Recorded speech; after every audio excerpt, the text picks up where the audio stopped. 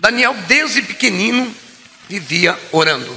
Tanto é que a Bíblia diz que ele orava 3 vezes por dia, mesmo vivendo no cativeiro, mesmo vivendo naquilo que não o agradava, mesmo vivendo longe da sua família, mesmo vivendo longe da sua pátria, mesmo vivendo como um prisioneiro no cativeiro, ele orava 3 vezes por dia. E é interessante, nós só oramos quando precisamos ou quando nos agrada. Quando estamos vivenciando algo, provavelmente, irmão, você já viu que, infelizmente, desculpa, o cristão só faz aquela oração profunda quando, de repente, a barriga dói. A Bíblia diz que Daniel tinha sido levado para o cativeiro da Babilônia. E lá ele orava voltado para as bandas de Jerusalém.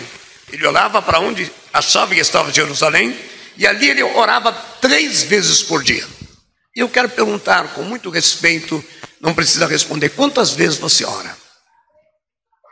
Eu não tenho tempo, nós já falamos muitas vezes aqui. Amados, eu tenho um hábito, e hábito se torna realmente algo prático.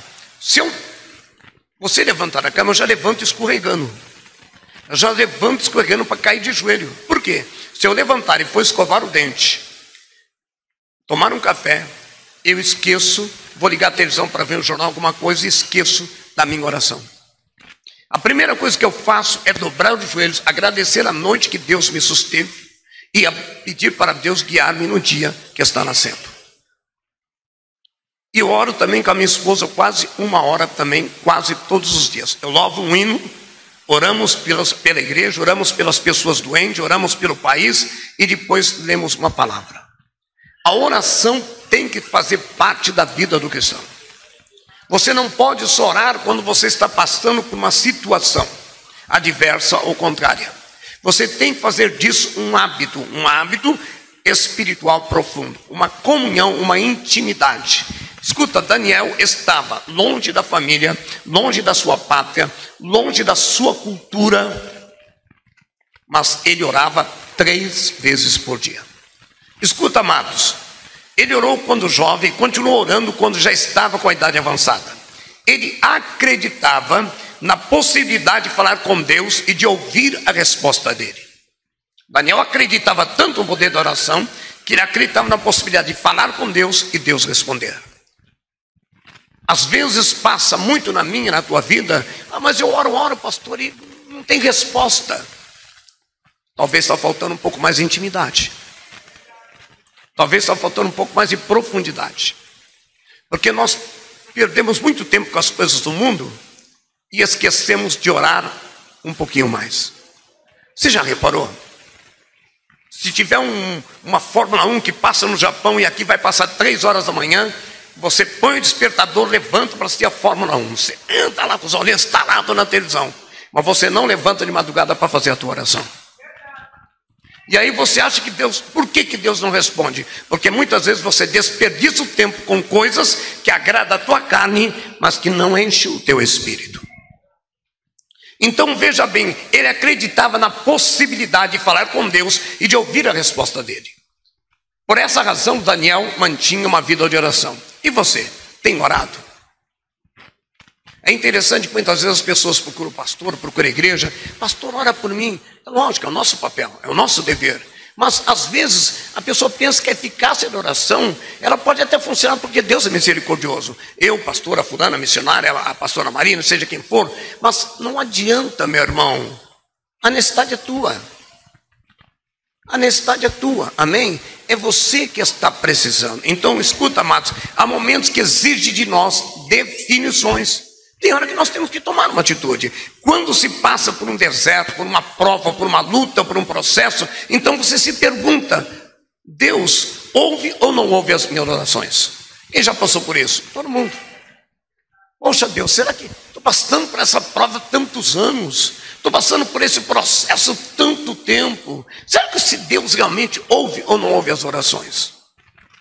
A gente chega a questionar a Deus.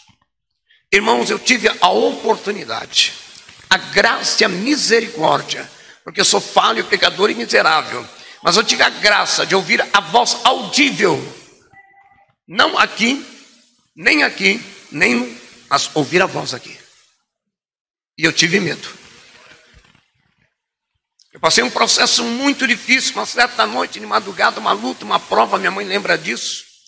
E levaram meu filho, uma coisa terrível, de madrugada. Eu orei, fiquei desesperado. Será meia-noite e pouco, uma tristeza, todo mundo chorando, aquela coisa terrível.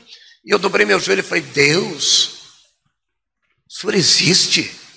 Eu orei tanto para que isso não acontecesse. E agora o Senhor está permitindo isso? Isso era meia-noite, era alguma coisa assim.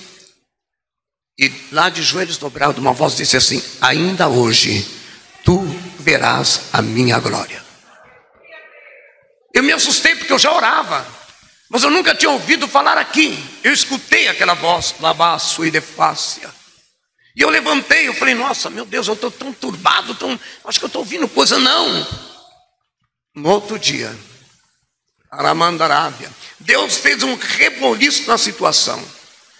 Trouxe meu filho de volta. Aleluia. E quando nós estávamos todo mundo se alegrando ali, eu fui lá para o quarto para agradecer a Deus por aquele reboliço, porque aquilo ali seria impossível naquele momento. Deus fez um reboliço de uma noite para outra. O choro pode durar uma noite, mas daí dia vem pelo amanhecer. Eu sou parte e testemunha disso. Quando eu fui dobrar os joelhos lá naquele quarto onde nós tínhamos duas beliches, dormíamos eu e minhas irmãs, aquela voz disse assim: não te disse que tu veria a minha glória?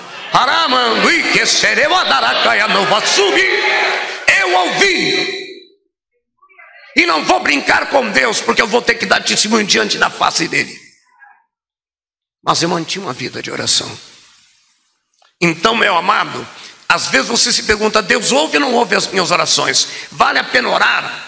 Esperar a resposta? Saiba que muitos oram e nada acontece. Por quê? Porque as orações só são ouvidas quando elas não seguem as regras do mundo e a regra dos homens. Tem que ser do meu jeito, tem que ser do jeito que eu quero. A tua oração não vai ser. O próprio Jesus: Pai nosso que estás no céu, santificado seja o teu nome, seja feita a tua vontade. Só que às vezes nós não queremos ceder, porque nós queremos que seja a nossa vontade. Porque às vezes a vontade de Deus parece contrária àquilo que estamos pedindo. Mas não te esqueça que a vontade de Deus é perfeita, maravilhosa e santa. É muito melhor do que você está esperando. É que às vezes não bate com aquilo que você está, não causa com aquilo que no momento você parece que... Mas o Senhor, Ele está sempre te dando o melhor, mais do que você espera.